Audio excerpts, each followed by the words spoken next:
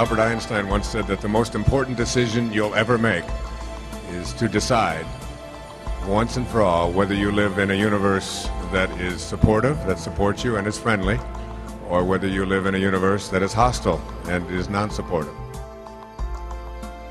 So we got a program. What was the program? It said, you don't heal yourself, the doctor heals you. A negative belief can hurt you, if not kill you, as much as a positive belief can heal you. How often do you hear you have to take a pill for virtually any ailment that might be concerning you, and that if you don't have one, they'll invent one, and create new ailments. Right, exactly. Your body has these reserve cells, and the understanding of these reserve cells is that they will repair or replace anything that your intention is focused on.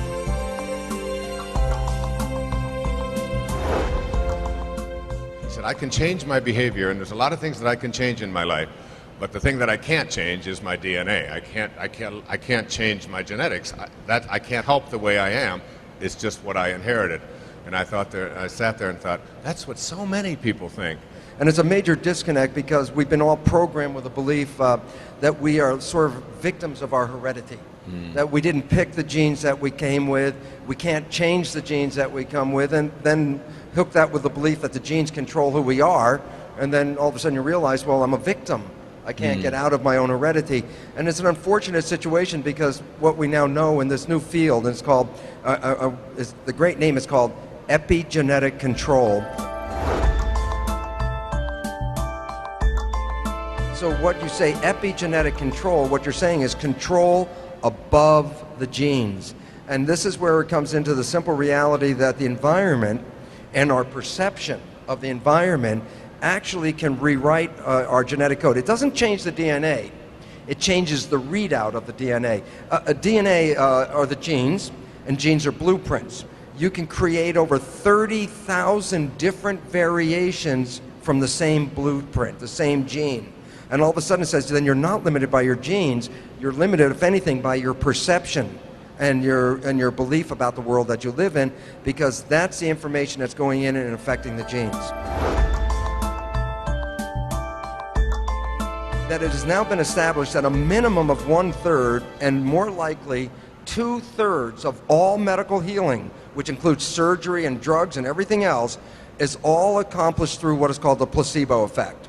And that basically says that it's the mind of the patient and their belief system that ultimately determines whether the drugs or the surgery are going to manifest any difference.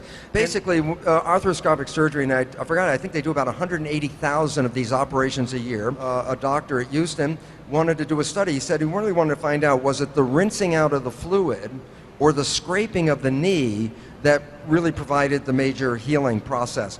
So he was going to do this as a research study, and the woman who was helping him said, but you must include a placebo group. And he fabricated a placebo operation. What he would do is he'd make the 2 incisions. The patient, of course, couldn't see their knee. There was a draping over it. And what he would do was put on the video screen a surgery that he had done earlier in videotape from somebody else. And so what he would do is the patient would get the incisions, they'd watch the surgery, and he would talk through the surgery like, overdubbing, saying, oh yeah, everything's going great, Mr. X, and Mr. X is watching the screen and all that. So that was the placebo surgery. Didn't do anything, made 2 incisions, sewed it back up.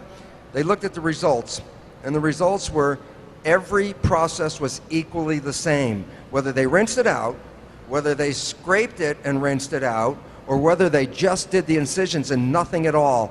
He had to own, and it was like really difficult, he had to say that all I'm doing is creating a very elaborate and very expensive placebo. And the mind did the healing. There's something called the nocebo effect. And the nocebo effect is essentially the same as a placebo effect, but it's based on something different. It says a negative belief can hurt you, if not kill you, as much as a positive belief can heal you. And so the real serious issue is that it's really the power of belief. Positive or negative are equally powerful, but go in opposite directions. Right. The function of the mind is to create coherence between your beliefs and the reality that you experience.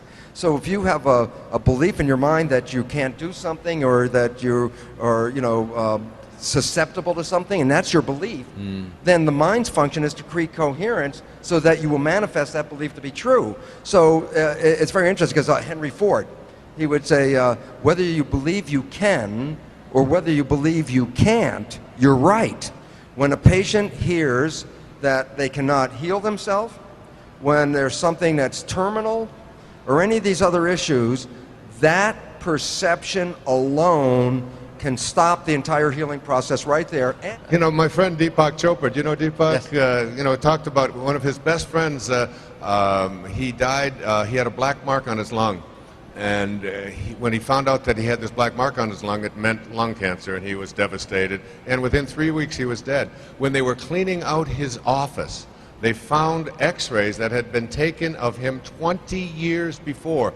Same black mark was on the lung, the exact same. It had been there for 20 years, but it wasn't until he found out and thought that this was a brand new thing, and then the mind began to take over. And when they're ready, this is the fun part, there's something called spontaneous remission. And what is a spontaneous remission? Well, these are people, let's say, with terminal illnesses, and everybody counts them out. And then for some particular reason, which I'll get into in a second, something happens, and all of a sudden they get up out of that deathbed and they're no longer sick. And you want to say, well, what is the one common underlying feature that connects all spontaneous remission? You know what makes their health come back is because they let go of all of the things that actually gave them the disease, their belief issues, because they let it go, because they said, well, I don't have time to think about this, I'm just going to go out and enjoy my life. In that enjoyment of life and letting go of the belief, they change their perceptions, and the beautiful part about it is, as fast as you change your perception is as fast as you reprogram the cells. The cells are programmable and instantaneous.